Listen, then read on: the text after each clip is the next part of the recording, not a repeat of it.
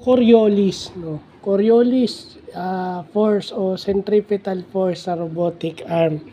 So ito raw yung coupling effect. Ito yung mga movement o yung torque, yung rotation na nangyayari kapag ka gumagalaw yung maraming joints simultaneously. Ito yung mga torques na gumagalaw simultaneously at high speeds. Sobrang bilis daw nito. So syempre para makakilos yung robot.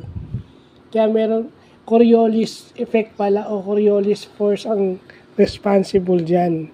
So, hindi lang tayo dapat nag-aano sa mga equation. Meron din yung concept sa robotics, no? Kasi, pag sinabi kasi doon, Coriolis o centripetal force, yung force out, yung force inward. No? Yung centripetal force, yung force circular, yung rotating force sa loob. Kung pag-aaralan nyo yung circular motion sa physics. So, yun lang. Yun lang muna yung maiba-vlog natin, ano. So, yun lang pa.